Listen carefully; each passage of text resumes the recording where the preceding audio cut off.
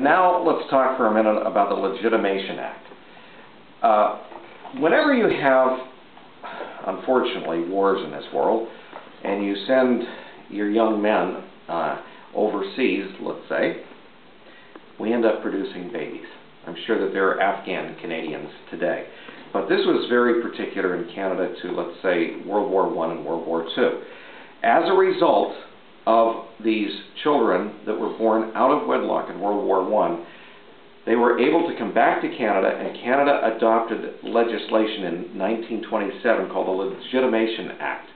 And in it, it was very specific that if your child was born out of wedlock, but the parents subsequently married, the child would be legitimized, or in other words, instead of looking at the child as an out of wedlock, and to quote a terrible word, but it was a word they used back then, a bastard child, that the government would consider that child legitimized and born in wedlock, and that makes the huge difference of passing citizenship. So what we have today is, for example, Jackie Scott was born out of wedlock. And remember, her father was a soldier for Canada in World War II, her mother a British war bride.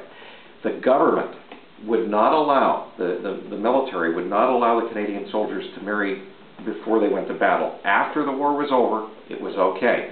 So, in fact, Jackie's parents did marry. The problem was Jackie was born out of wedlock. Now, they came to Canada, they were married. Jackie was brought up thinking she was Canadian all her life. She voted, she paid taxes, she married here, she had children here. So today the only person in the whole family that's not Canadian supposedly is Jackie. Except I say Jackie is Canadian because the government's violating the Legitimation Act of 1927, which was upheld in the Supreme Court of Canada in 1954.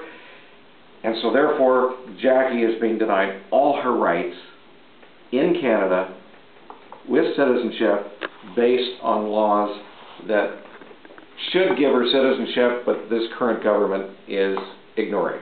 Very simple. Jason Kenney, accept these people. Their families, their fathers sacrificed for this country. The very least we can do in return is recognize their children.